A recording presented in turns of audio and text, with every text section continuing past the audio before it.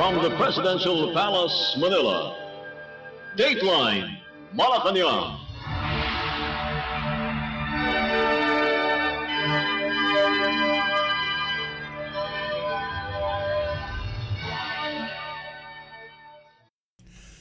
Good day. This is Dateline Malacañang in review. Philippine President Ferdinand R. Marcos Jr. on Monday led the distribution of assistance to farmers, fisherfolk, and families affected by severe tropical storm Christine at the Talisay Municipal Hall in Talisay, Batangas Province. The President handed over financial aid to 10 select beneficiaries from the municipalities of Talisay and Agoncillo. President Marcos also turned over a check worth 10 million pesos from the Office of the President to the municipalities of Talisay, Agoncillo, Lemery, Cuenca, and Balete. Earlier, the Chief Executive declared November 4th as a day of national mourning for the victims of Christine through Proclamation No. 728 series of 2024. President Marcos Jr. also attended a mass and blessing ceremony to support the bereaved families. Furthermore, the Philippine President witnessed the turnover of 159 housing kits valued at 6 million pesos from the Metrobank Foundation donated through the Department of Human Settlements and Urban Development, or DHSUD. Let us listen to the speech of Philippine President Ferdinand R. Marcos Jr. during the event. Nais ko pong ipaabot ang aming taus-pusong pakikiramay sa bawat Pilipinong naapektuhan ng Bagyong Christine. Itinalaga natin ang araw na ito bilang National Day of Mourning sa ilalim ng Proclamation No. 728. Batid namin na hindi madaling maibsan ang sakit na inyong pinagdadaanan. Ngunit umaasa kami na sa suportang handog namin ngayon, kayo ay makapagsimula muli. Mula sa tanggapan ng Pangulo, magkakaloob tayo ng 60 milyong piso na tulong na ipapamahagi ng DSWD para sa munisipalidad ng Batangas, kasama na rito ang mga munisipalidad ng Batangas, kasama na rito ang Talisay, na lubhang naapektuhan ng Bagyong Christine. Makakatanggap po ng tigsa 10,000 piso ang mga piling magsasaka at mangingisda na labis na tinamaan ng bagyong ito. Layunin natin na hindi na maulit ang pagkawala ng buhay dahil sa kalamidad. Totoo na mas matindi ang mga bagyo ngayon. Mas malawak, mas malakas, mas mabilis ang pagbabago. Kaya iniulit ko ang mga kautusan sa mga ahensya ng pamahalaan. Una, inaatasan ko ang DOST na pagbutihin ang kanilang warning system upang makapagbigay ng napapanahong babala sa mga panganib dulot ng mga bagyo. Inatasan ko na rin ang DOST at DLG na siguruhin ang tama at maayos na komunikasyon sa mga lokal na pamahalaan upang maging handa naman sila pagparating ang kalamidad. Patuloy din ang programa ng DILG ng Operation Listo na ang layon ay palakasin ang disaster preparedness ng ating mga LGU para sa paghahanda, pagtugon at pagsusubaybay sa mga sakuna. Upang maiwasan ang pagbaha, lalo na sa mga mabababang lugar, pinag-utusan na natin ang NIA, DOE, DNR at MWSS na unti-untiin ang pagbabawas ng tubig mula sa ating mga dam bago pa man dumating ang bagyo. Ang NDRRMC at iba pang ahensya ng pamahalaan ay naatasan na rin na suriin ang kanilang mga pamamaraan sa ilalim ng disaster response upang mas mabilis tayo makapaghatid ng tulong sa mga naapektuhang pamayanan. Ang DPWH ay tinagubilinan natin na pagbutihin ang slope protection design ng ating mga kalsada at tulay nang matiyak na ito ay angkop sa pagbabago na klima. Ang administrasyon po ay pinagsisikapang matapos ang Taal Lake Circumferential Road para sa mabilis na biyahe sa bayan ng Talisay, Agoncillo at Laurel. Bukod pa rito, ay mayroon din proyekto ang gobyerno na magkokonekta sa munisipalidad ng Lobo at San Juan. Dahil sa matinding pagbago-bagong panahon, ang ating infrastruktura ay dapat masigurong ligtas at angkop sa gitna ng unos at iba pang sakuna. Kaya inaatasan ko na siguruhin ng DPWH na hindi lang ito matatapos sa inaasahang oras, kundi matibay at kalidad din. Kaugnay nito, ang DTI naman ay kailangan suriin at tiyaking maayos ang magagandang klase ng mga materyales at ibang instrumentong gagamitin para sa mga proyektong ito. Bukod sa paggunita, nawa ang araw na ito ay magsilbi na hudyat na pagkakaisa para sa mas matibay na mga infrastruktura at mga programang inuuna ang buhay at dignidad ng bawat Pilipino. Kanina ay namahagi rin po tayo ng mga kagamitan para sa pagpapatayo ng bahay na galing sa donasyon ng Metrobank. Maraming salamat sa inyong tulong. Sa puntong ito, nais kong pasalamatan ang pribadong sektor, kasama na dyan ang Metrobank, mga kawani ng pamahalaan, mga volunteer, mga first responder na nag-alay ng kanilang kakayahan upang makatulong sa ating mga kababayan. Patuloy nating pagtitibayan ang diwa ng bayanihan tungo sa isang bagong Pilipinas na handa sa lahat ng pagsubok. You just heard Philippine President Ferdinand R. Marcos Jr. Dateline Malacañang. Philippine President Ferdinand R. Marcos Jr. on Monday led another distribution of presidential assistance to farmers, fisherfolk, and families affected by severe tropical storm Christine in the municipality of Laurel in Batangas Province. To aid recovery in affected communities, the Office of the President distributed financial assistance worth 10,000 pesos each to 10 select farmers and fishermen from the municipality of Laurel, as well as a check amounting to 10 million pesos for the said area. In addition to the assistance provided by the national government, President Marcos Jr. led the turnover of 200 kits containing housing materials donated by the Metrobank Foundation. Before the main program, the chief executive inspected the Bayuyungan Bridge, a critical structure connecting various villages to the town affected by a landslide during Christine. The inspection aims to assess the damage and discuss the plan for a sturdy reconstruction that can withstand powerful storms. Let us listen to the speech of Philippine President Ferdinand R. Marcos Jr. during the event. Kami po ay nakikiisa sa inyong lahat na naapektuhan ng bagyong Christine. Kaya ngayong araw, idineklara natin sa ilalim ng Proclamation number 728, ito ngayon ay National Day of Mourning. Alam po namin na hindi sapat ang mga salita upang maibsan ang sakit na pinagdadaanan ninyo. Makakaasa kayo na ang pamahalaan ay patuloy na kabalikat ninyo sa pag-ahon mula sa hamong ito.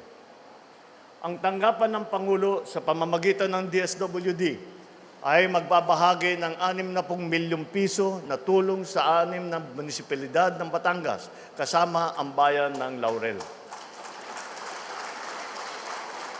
Maghahandog po tayo ng tigsa 10,000 piso sa mga piling mangingisda at magsasaka para kayo ay makapagsimulang muli. Sapagkat ang bayan ninyo ay nasa tabi ng lawa ng Taal, maraming mga mangingisda at mga manggagawa sa aquaculture ang naging biktima ng Christine. Huwag po kayong mag-aalala, may angkop na tulong na inahanda sa inyo ang DA na agarang ding ipapadala. Namahagi rin tayo ng mga materyales para sa pagpatayo ng bahay mula sa donasyon ng Metrobank. Maraming salamat sa Metrobank sa kanilang tulong na ibinigay. Higit pa rito, ating pinagbubuti ang paghahanda sa mga kalamidad. Muli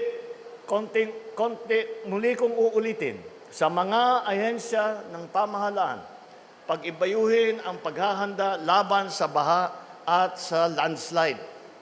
Inatasan natin ang DOST na pagbutihin ang kanilang mga warning system.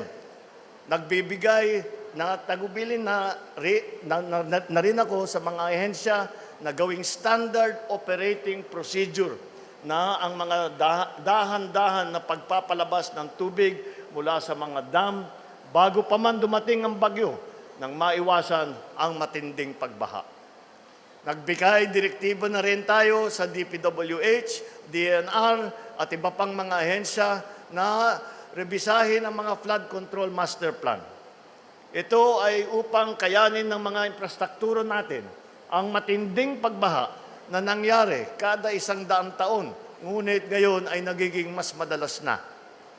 Isinusulong din natin ang mga makabagong disenyo para sa proteksyon ng mga kalsada at tulay.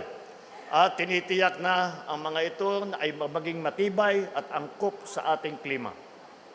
Ang administrasyong ito ay patuloy din na nagsisikap na mapadali ang sistema at mabigyan ng access ang LGU sa mga pondo, kagaya ng NDRMC Fund, para makabawi at mapaayos ang mga nasirang kagamitan, pasilidad o hanapbuhay na dulot ng likas ng sakuna. Ukol naman sa tulay ng Bayuyungan at daan sa Agoncillo na nasira sa Bagyong Christine, ang DPWH ay tinitignan na ang mga ito.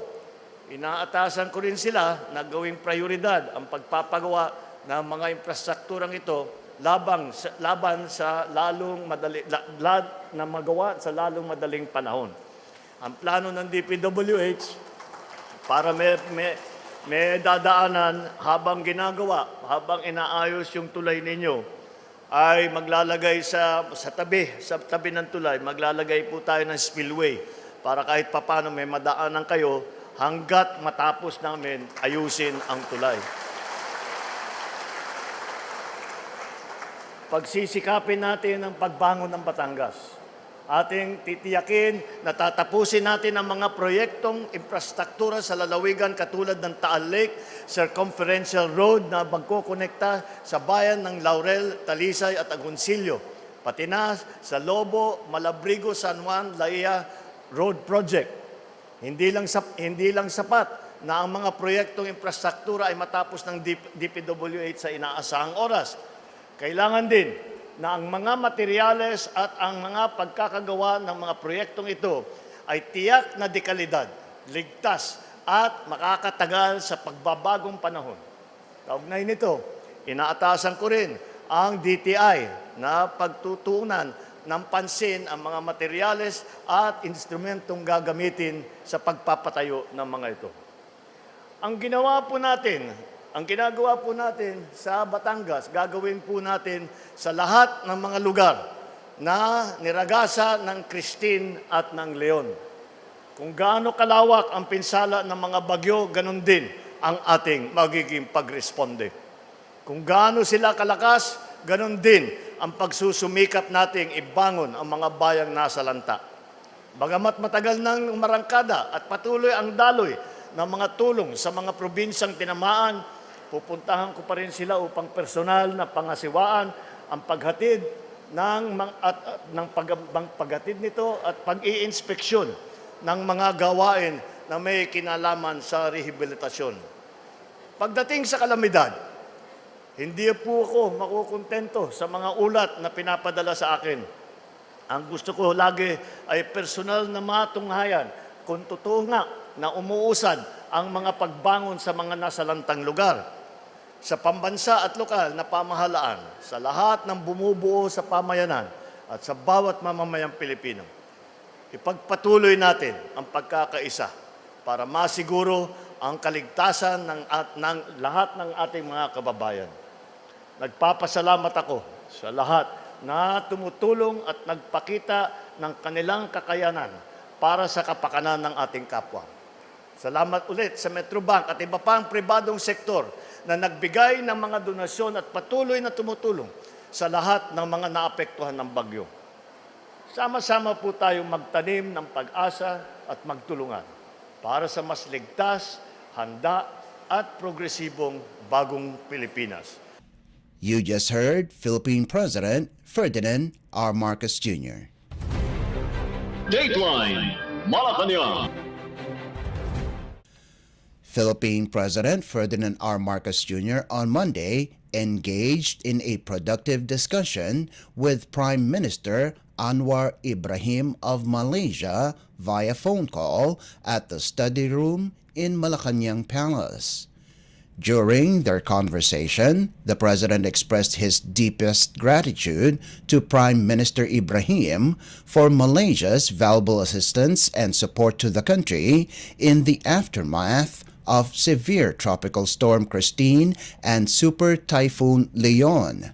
In particular, President Marcos Jr. highlighted Malaysia's deployment of airlift assets that played a crucial role in the delivery of relief operations and services to Filipinos in affected areas, specifically in flood-ravaged and isolated communities. In response, Prime Minister Ibrahim reaffirmed Malaysia's steadfast commitment to support the Philippines in times of calamities and disaster, noting the strength of partnership among member states in the Association of Southeast Asian Nations, or ASEAN, when it comes to responding to regional challenges. Last week, the Philippine Air Force, or PAF, also extended its gratitude to Malaysia for their invaluable contributions to the relief operations. The PAF recognized its international partners in humanitarian assistance and disaster response, or HADR operations, during a recognition and awarding ceremony at the PAF Multipurpose Gymnasium at Villamor Air Base in Pasay City on Thursday. In his speech, PAF Commanding General, Lieutenant General Stephen Pareño, expressed his gratitude to the international partners for exemplifying the spirit of bayanihan, or in English, cooperation. The ceremony was attended by contingents from the Republic of Singapore Air Force headed by Major Gomeng Hui, Royal Malaysian Air Force, or RMAF, headed by Major Thaddeus Rafael Ak Aziz, and Royal Brunei Air Force, headed by Lieutenant Colonel Muhammad Azmi bin Haji Aflon, together with their pilots and crew. The RMAF's EC-725 Caracal long-range transport helicopter, which arrived October 26th, operated by a team of 16, flew out of Villamor Saturday and was sent off by PAF officials. Dateline Malacañang. The Philippines National Economic and Development Authority, or NEDA Board, on Tuesday approved the extension of the construction period and other adjustments to the Cavite Industrial Area Flood Risk Management Project, or CIA-FRIMP, and the Pasig Marikina River Channel Improvement Project, or PMRCIP, Phase 4. According to a statement from the Presidential Communications Office, or PCO, the NEDA Board, chaired by President Ferdinand R. Marcos Jr., gave its approval during its 22nd meeting at Malacañang Palace in Manila. The PCO said the approved changes in the CIA-FRIMP include the increase in the total project cost to 22.037 billion pesos, higher by 122.79%, or 12.146 billion pesos from 9.891 billion pesos.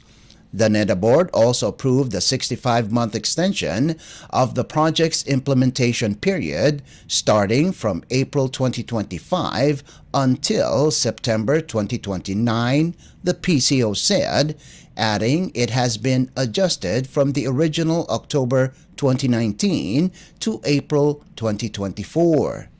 The PCO said the NEDA board also gave its nod to the change in the scope of work, particularly the widening of diversion channels and additional drainage channels. As of September 30th, 2024, the CIA FRIMP has an overall physical accomplishment of 44.21%, with negative slippage of 55.79%. It has a fund utilization rate of 35.42% or 3.503 billion pesos already disbursed. The project aims to mitigate flood damage in the lower reach of San Juan River Basin and its adjacent Maalimango Creek drainage area in Cavite Province. The NEDA board also approved a 74.32% increase or 24.599 billion pesos in total project cost from 33.097 billion to 57.696 billion pesos for the PMR-CIP Phase 4. The PCO said there will be a 63-month extension for the implementation of the PMR-CIP Phase 4 from December 2025 to March of 2031. The PMR-CIP aims to mitigate flood damage in the Metro Manila caused by channel overflow of the Pasig-Marikina River. The project is seen to benefit residents of the cities of Pasig, Marikina, and Quezon in Metro Manila and the municipalities of Taytay and Cainta in Rizal Province.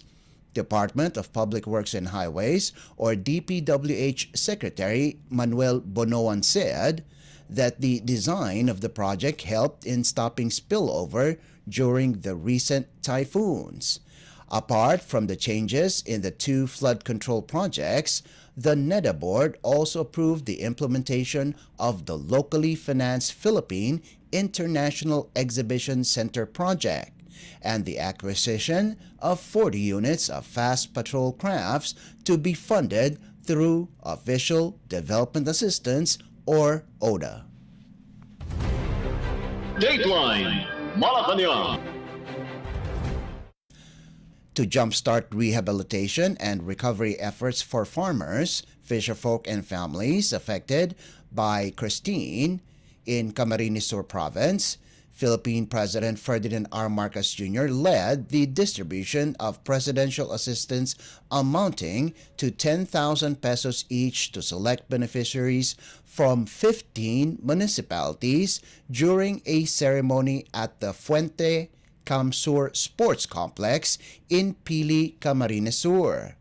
A total of 5,000 beneficiaries from the province of Camarines Sur are set to receive financial aid worth 50 million pesos from the Office of the President. On November 4th, the National Disaster Risk Reduction and Management Council, or NDRRMC, reported that Christine and Super Typhoon Leon cost nearly 6 billion pesos in agricultural damages, affecting 111,411 farmers and fisherfolk across 92,892 hectares of crops. The Bicol region bore the brunt of the damage at 2.9 billion pesos, with Camarines Sur at 1.3 billion pesos.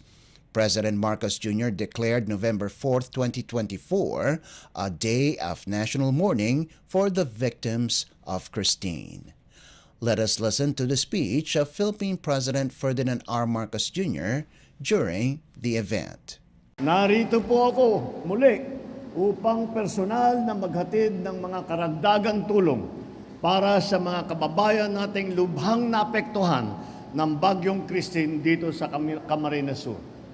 Umaasa ako na sa tulong at suportang iniabot namin sa inyo ngayon, kayo ay magkakaroon ng sapat na kakayahan upang makabangon muli.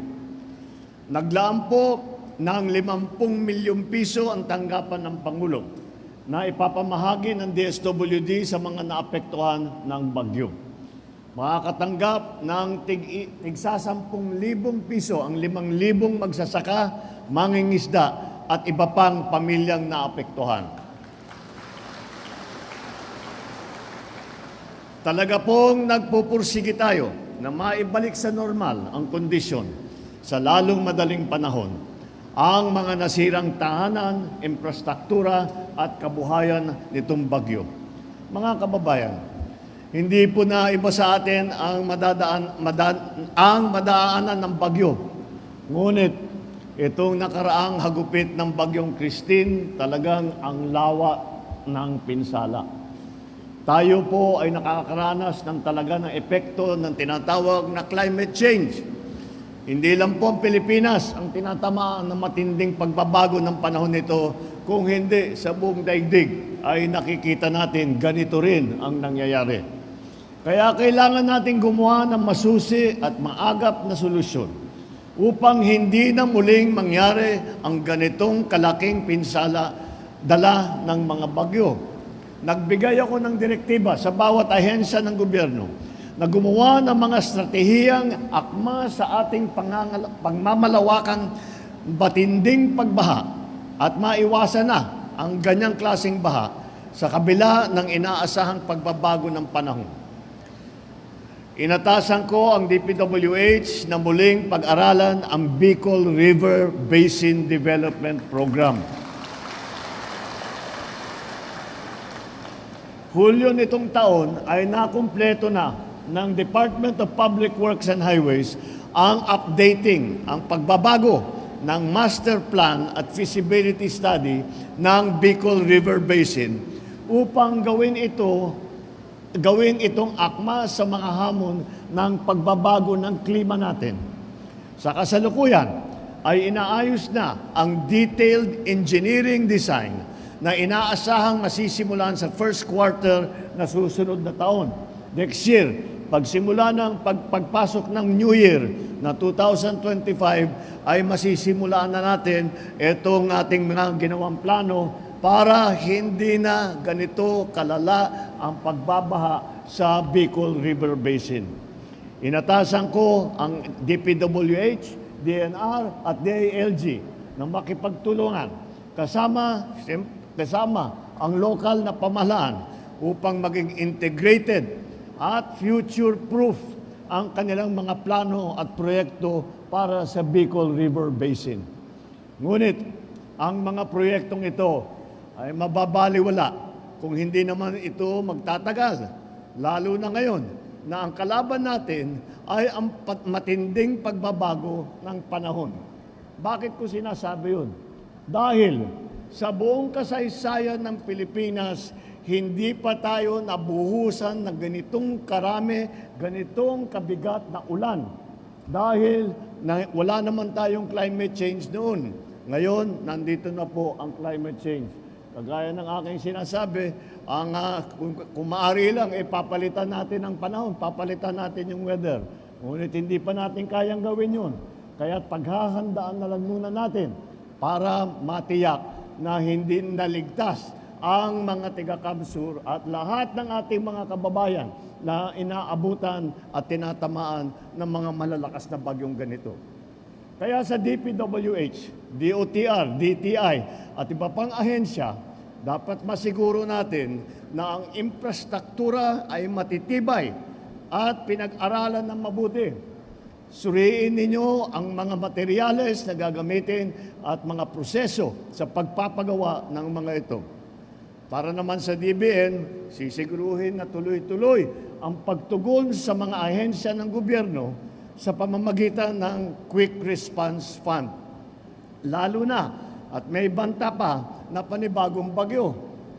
Sa puntong ito, nais kong muling pasalamatan ang ating mga kasamahan sa ASEAN, ang ang ASEAN na nagpadala po ng tulong kahit kagaya ng ibang lugar, tinamaan din sila ng bagyo, ngunit binigyan pa rin tayo ng tulong.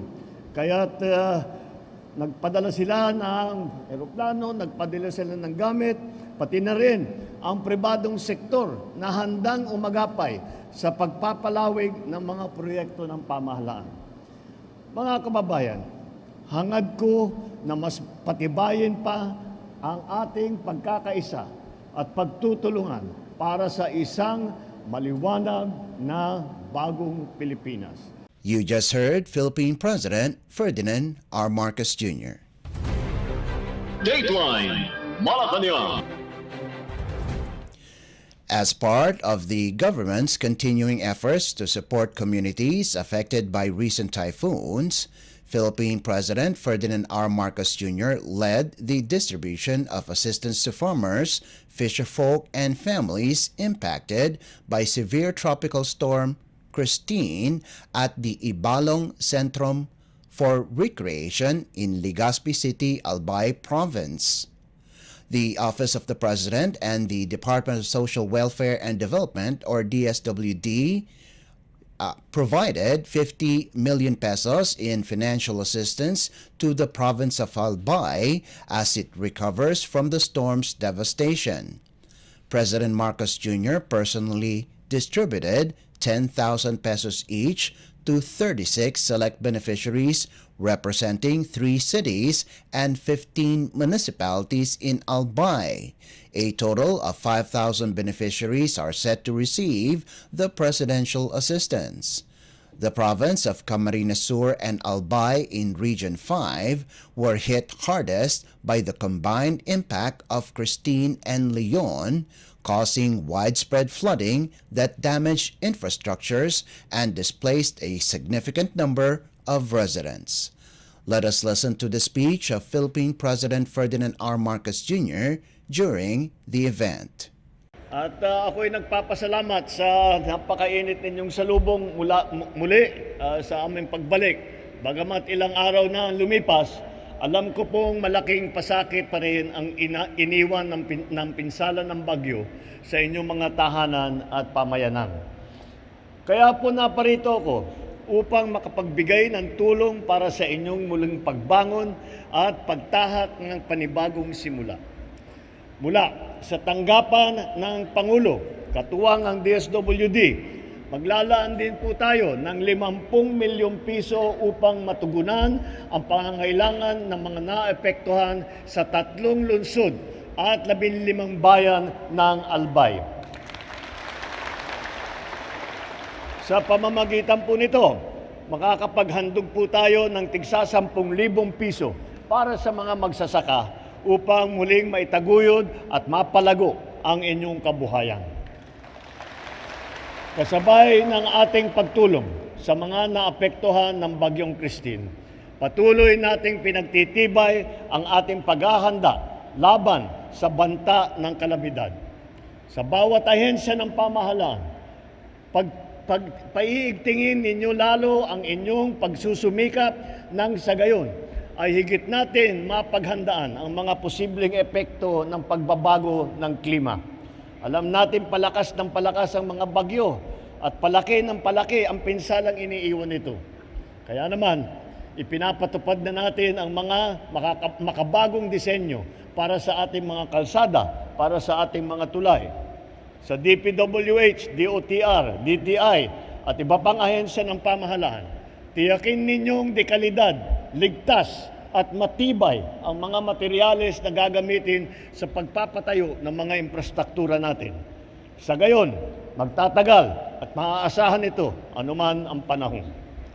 Inatasan ko rin ang DPWH na bisitahin muli ang Bicol River Basin Development Program. Natapos na natin ang master plan at feasibility study noong Hulyo. Sa kasalukuyan, isinasagawa na natin ang tinatawag na detailed engineering design.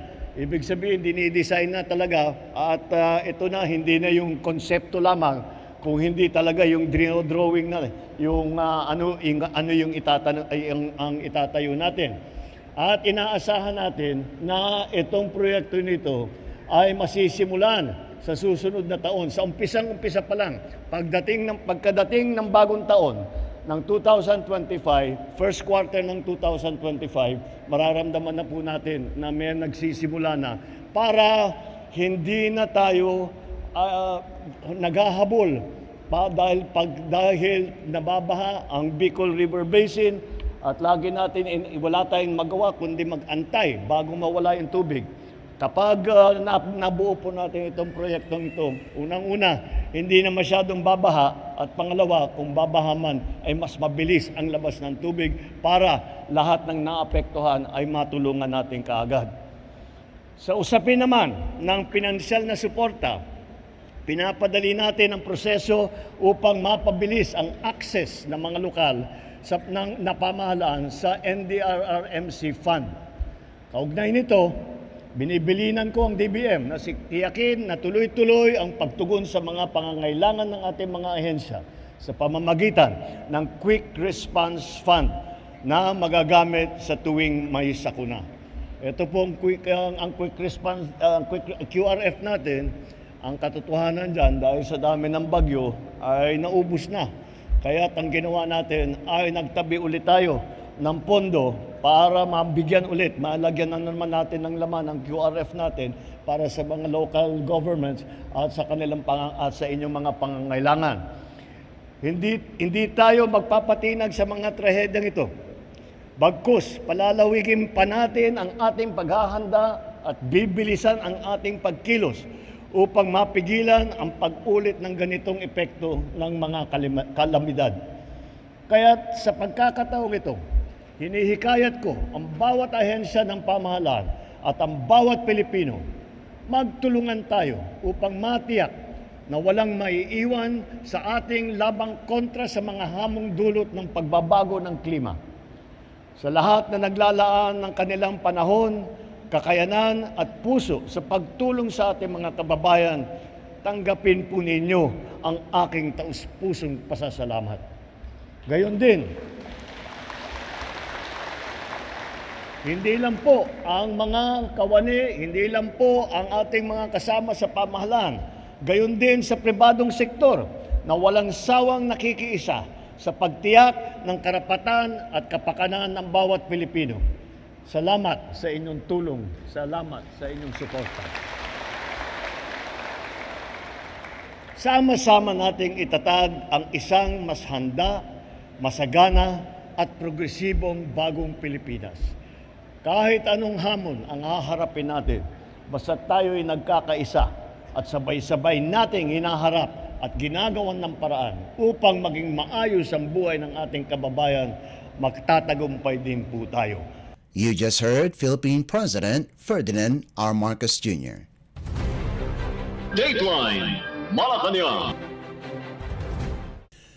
In line with the Philippine government's initiatives to deliver high-quality jobs for Filipino workers, Philippine President Ferdinand R. Marcos Jr. on Thursday signed Republic Act or RA number 12063 or the Enterprise-Based Education and Training or EBET Framework Act in a ceremony at the Malacañang Palace. A priority measure of the administration push by President Marcos Jr., the act aligns with the government's efforts to strengthen, rationalize, and harmonize various enterprise-based training modalities under one framework to address job skills mismatch, emphasizes collaboration among stakeholders, and recognizes the indispensable role of the private sector in driving technical vocational education and enterprise-based training programs or those being implemented in partnership with companies and firms. The law will expand training opportunities for individuals who want to acquire, develop, and upgrade their skills to ensure a resilient and globally competitive Filipino workforce responsive to the evolving labor market. It will also complement the Trabajo para sa Bayan or TPB Act, which was enacted into law last September 2023 by synergizing the government's efforts in solving unemployment and underemployment in the country, enhancing individual career prospects and progression, driving national growth and development, competitiveness, and long-term economic sustainability in a rapidly evolving global market. Let us listen to the speech of Philippine President Ferdinand R. Marcos Jr. during the event.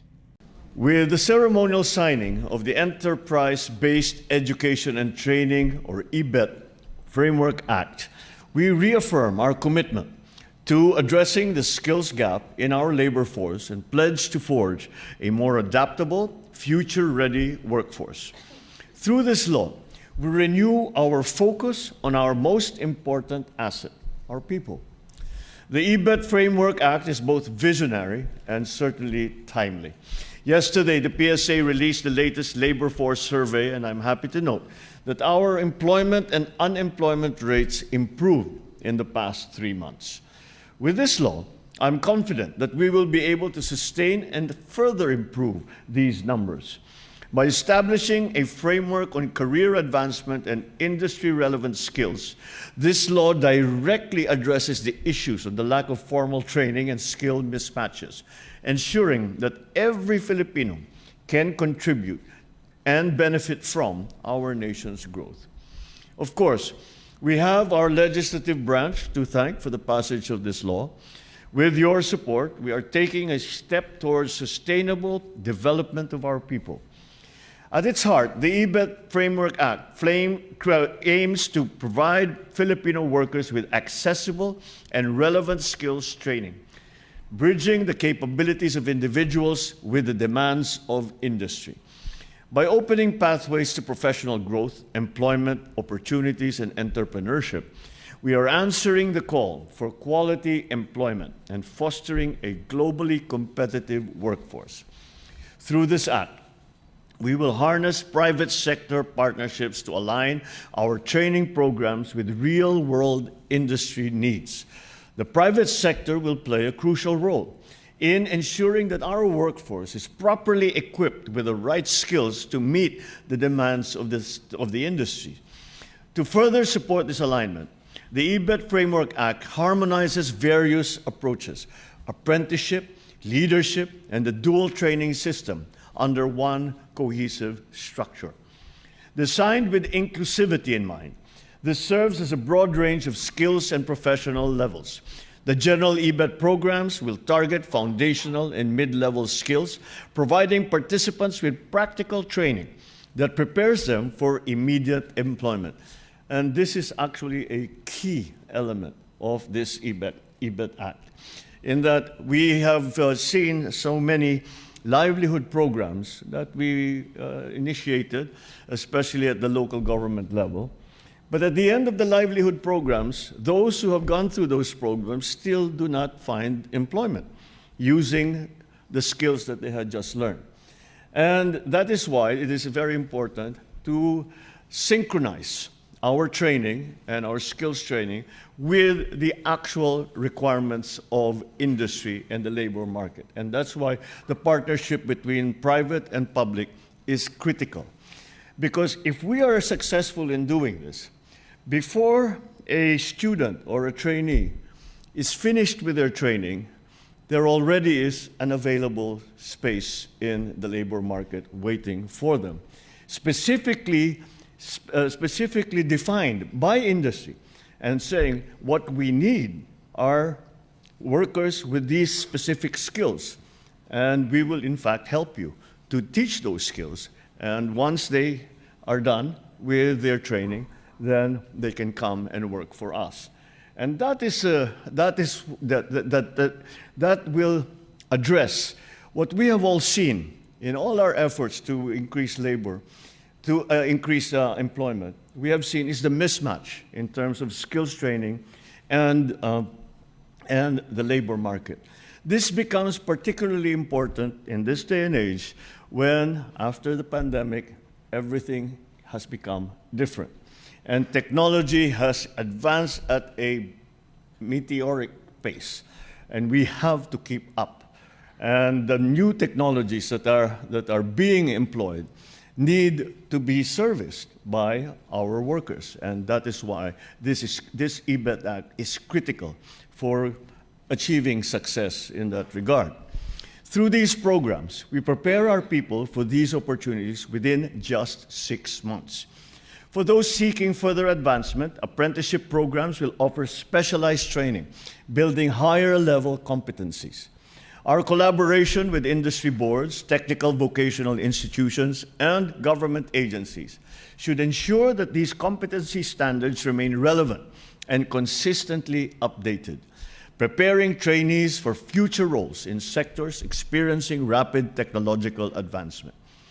Recognizing the critical role of enterprises, especially micro and small businesses, this includes robust incentives to encourage their active involvement in workforce development. We provide fiscal incentives to enterprises that will implement EBET programs, including deduction from their taxable income equivalent to 50% of actual training expenses. Donations or financial aid for technical vocational institutions or for the conduct of an EBET program as certified by TESDA are exempted from some of these taxes and duties. A one-stop shop portal shall be established for the availment of these incentives. To support micro and small enterprises, we are introducing EBET support integrators who will guide these businesses in analyzing both market trends, designing training plans, and organizing necessary documentation. This targeted assistance will make it possible for even the smallest businesses to provide high-quality, industry-aligned training, empowering them to uplift their communities and the economy as a whole. For our trainees, this act means a structured pathway towards employment and career progression. Beyond certifications, they will gain real-world experience that enhance their readiness to contribute from day one. In signing the EBET Framework Act into law, we lay a stronger foundation for a workforce that is agile, skilled, and ready to meet the demands of a rapidly evolving world.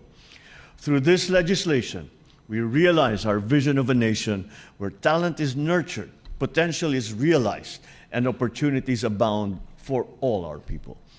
So let us build a workforce that can compete on the global stage. We have succeeded in that regard, but we have to do this if we are to continue that success and build upon it.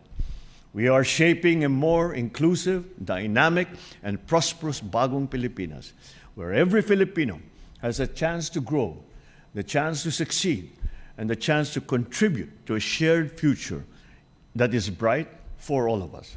Maraming salamat. Mabuhay ang bagong Pilipinas. You just heard Philippine President Ferdinand R. Marcos Jr. Dateline Malacañang.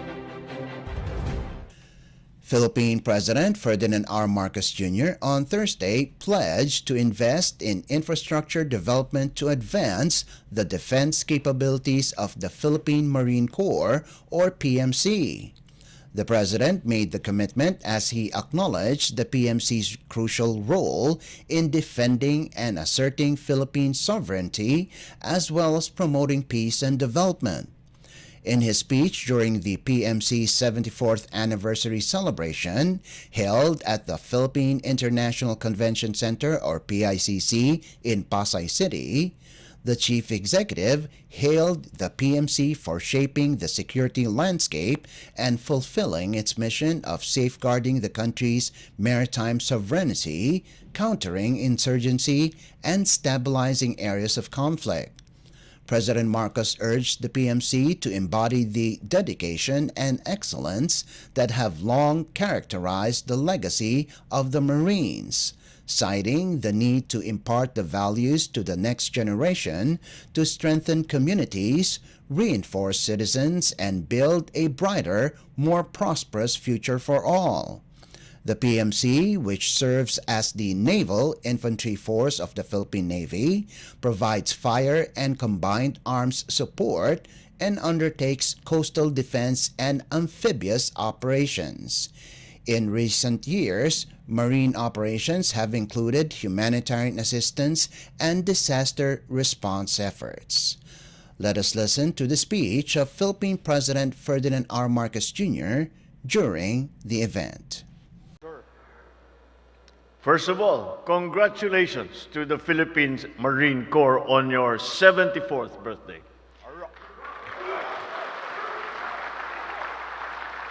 Time and again, the Philippine Marine Corps, or the PMC, has stood at the forefront of our nation's defense, protecting the lives of our people, promoting peace and development, and asserting our sovereignty.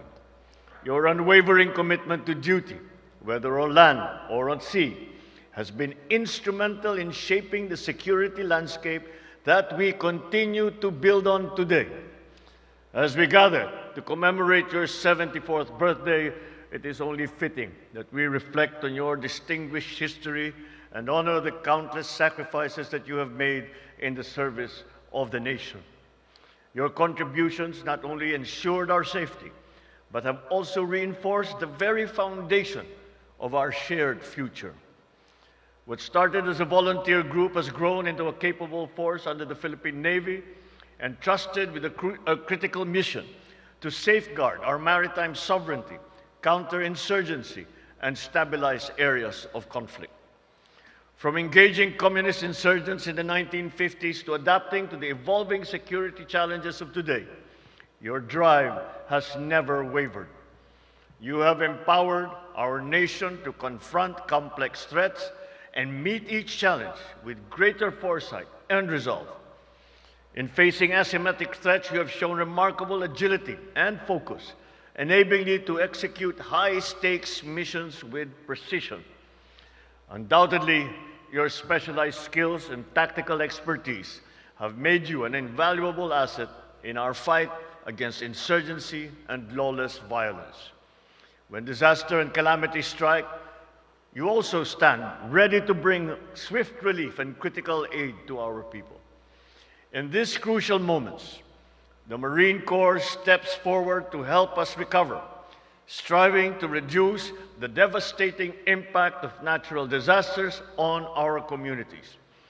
We recognize that the challenges you face now are growing more and more difficult.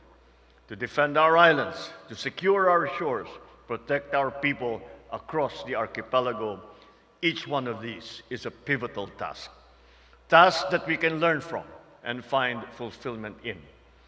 This is something I am very familiar with. I trained as a Marine back then. And at that time, I carried the weight of both pride and responsibility, a weight that I carry to this day. I came in eager, perhaps a little intimidated and daunted, yet certain that the lessons that I would learn here would last a lifetime. Joining this force transformed me in ways nothing outside of the military or of the Marine Corps could possibly have given me. The Marines have taught me that in moments when the path is unclear, it is our resolve and the quiet strength to keep rising, to keep moving forward despite setbacks that defines us. As we envision the Marine Corps as a specialized force for our littoral defense in the years to come, allow me to reaffirm the promise I made 2 years ago on this very occasion to provide support in advancing the mandate of your organization. We are committed to building a stronger and more comprehensive defense posture by investing in modern infrastructure, upgrading facilities that will boost your operations. We will continue to prioritize modernization, ensuring that your defense capabilities align with our nation's strategic needs. To the men and women of the Marine Corps, I enjoin you to embody the dedication and excellence that have long characterized the legacy of the Marines. Impart these values to the next generation so that together we can strengthen our communities, reinforce our people, and build a brighter, more prosperous future for all. As we mark this milestone, let us not simply trace our roots, but also celebrate the legacy of service that you have nurtured over the many years. Once again, my sincere congratulations to all, especially to our awardees and every Marine who has come this far. Let us embrace the present with renewed hope and resolve, steering towards a bagong Pilipinas where the Marine Corps rises as a formidable force in our shared prosperity and advancement. You just heard Philippine President Ferdinand R. Marcos Jr. Dateline Malacañang. Philippine President Ferdinand R. Marcos Jr. on Thursday engaged in a brief discussion with Prime Minister Lawrence Wong of the Republic of Singapore in a phone call at the study room in Malacañang Palace. The President expressed his sincerest gratitude to the Prime Minister for the assistance extended by his country to the Philippines in the wake of severe tropical storm Christine. Singapore deployed a C-130 aircraft that was used to transport non-food relief supplies from the Office of Civil Defense or OCD and the Department of Social Welfare and Development or DSWD to Naga City. The chief executive added that the Philippines is always ready to partner with Singapore and provide assistance if the need arises. Aside from Singapore, neighboring countries from Southeast Asia also sent help to the Philippines, particularly to aid in the delivery of relief and humanitarian efforts across affected communities. Indonesia provided an H-225M Caracal and an Mi-17 V5 helicopter. Malaysia deployed a Eurocopter EC-725, and Brunei Darussalam dispatched a C-295 aircraft and two S-70I helicopters. Dateline Malacañang. Philippine President Ferdinand R. Marcos Jr. on Thursday received Mr. John Todt, United Nations Secretary-General's Special Envoy for Road Safety, in a courtesy call at the study room in Malacañang Palace. To recall, Mr. Todd made a 4-day visit to the Philippines in April of 2023, where he advocated for the effective implementation of the Global Plan for the Decade of Action for Road Safety 2021 to 2030, which aims to have the number of road victims by 2030. During their meeting, President Marcos Jr. and the UN Special Envoy discussed the progress made and the steps ahead to enhance road safety all over the Philippines. Highlighting the urgency of reducing road fatalities and injuries in the country, particularly those involving motorcycles, the chief executive welcomed Mr. Todd's proposal to establish a task force to work alongside the UN on road safety initiatives to be membered by those from the education and health sectors as well as public and private entities.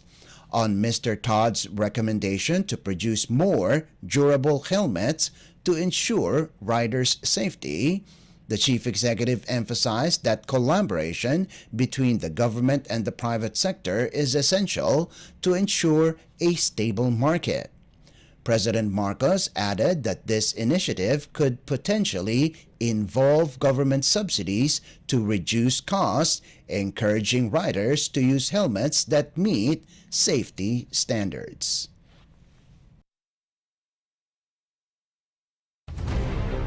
Dateline Malacañang.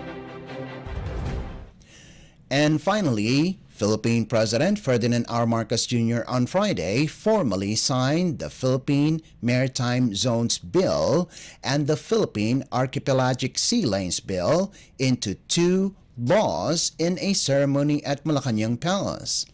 Republic Act or RA number 12064 or the Philippine Maritime Zones Act aims to declare the Philippine sovereignty and defines sovereign rights over the maximum extent of its maritime zones, such as internal waters, archipelagic waters, territorial sea, contiguous zones, exclusive economic zones or EEZ, and continental shelf in compliance with the United Nations Convention on the Law of the Sea or UNCLOS existing laws and treaties. Meanwhile, RA number 12065 or the Philippine Archipelagic Sea Lanes Act complements the Philippine Maritime Zones Act in ensuring the protection of the country's sovereignty and maritime domain by designating the routes and areas that shall be utilized and accessed by foreign military vessels and foreign registered aircraft for passage pursuant to the UNCLOS and the Convention on International Civil Aviation or the Chicago Convention. Let us listen to the speech of Philippine President Ferdinand R. Marcos Jr. during the event. Today we gather for the signing of two very significant laws that emphasize the importance of our maritime and archipelagic identity. The Philippine Maritime Zones Act and the Philippines Archipelagic Sea Lanes Act. With these pieces of legislation, we align our domestic laws with international law, specifically the UN Convention on the Law of the Seas, or UNCLOS, to improve our capacity for governance and reinforce our maritime policies for economic development and for national security. The first law is the Philippine Maritime Zones Act, which clearly defines the extent of our maritime entitlements and fully declares their metes and bounds in accordance with our Constitution and with the UNCLOS. This is essential in establishing the extent of our maritime jurisdiction and to ensure that our rights and duties as an archipelagic state are well defined in order that all Filipinos can rightfully enjoy the riches of our seas. Our people, especially our fisherfolk, should be able to pursue their livelihood free from uncertainty and harassment. We must be able to harness mineral and energy resources in our seabed. Maintaining the primacy of the UNCLOS and the 2016 Arbitral Award as our beacons in the maritime domain, the Philippines reaffirms its sovereignty, sovereign rights, and jurisdiction in our waters. By defining and asserting our maritime zones, we project to the international community that we are staunchly committed to nurturing, cultivating, and protecting our maritime domain. The second law, the Philippine Archipelagic Sea Lanes Act, complements both our maritime and aerial policies by establishing a route system in our country's archipelagic waters and, as well, the airspace above it.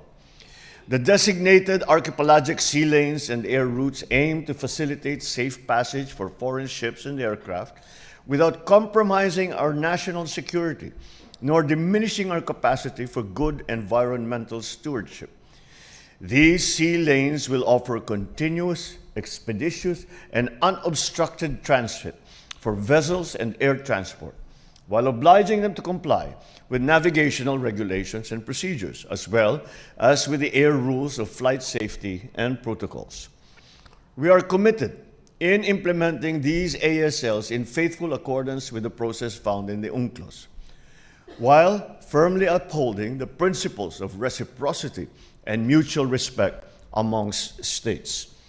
The passage of these two priority bills fully demonstrate our commitment as a responsible member of the international community and our advocacy to uphold rules-based international order. In the same breath, these signal our resolve to protect our maritime resources, preserve our rich biodiversity, and ensure that our waters remain a source of life and livelihood for all Filipinos. I convey my gratitude to our legislatures for their steadfast commitment to safeguard the interests of the Filipino people. This includes the assertion of our rights as an archipelagic state while fulfilling our obligations under international law. Bringing these bills forward took incredible commitment, as these have been deliberated since at least the 15th Congress. This long journey has been led by our maritime champions in the House of Representatives and in the Senate, supported by our dedicated team of public servants, technical and legal experts, academicians, and other stakeholders. To you who have collaborated and leveraged your wisdom and expertise to ensure the coherence and the soundness of these laws, I convey my appreciation, and so do the Filipino people. It is expected that the clarity of the extent of the maritime zones and the determination of the archipelagic sea lanes will impact domestic laws and regulations at the national and at the local level. I therefore call on all concerned government agencies and the local governments to review rules and regulations against these new laws with a view of undertaking the necessary steps for their effective implementation. As part of the 14th Congress that passed the Philippines Archipelagic Baselines Law in 2009, this matter is close to my heart, because these measures prove not only our commitment to ensuring the safety and prosperity of our maritime domain, but also our firm faith in our identity as a maritime nation. It is a spirit that transcends administrations. It is an intrinsic and undeniable part of the Filipino character. It is my fervent hope that with the help of these two laws, we will continue to pursue and defend our maritime interests and navigate towards a brighter and stronger Bagong Pilipinas. You just heard Philippine President Ferdinand R. Marcos Jr.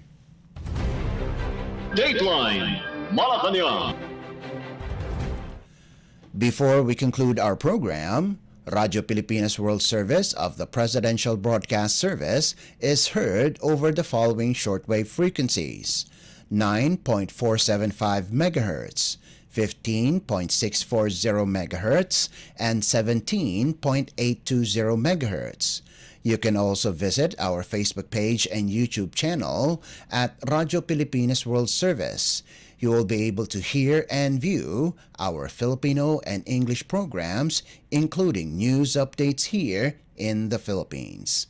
Kindly subscribe, like, and share our posts as well. And that concludes this edition of Dateline Malacañang in Review. For Radyo Pilipinas World Service, this is Leo Magpayo. Good day and stay safe. From the Presidential Palace, Manila, Dateline Malacañang.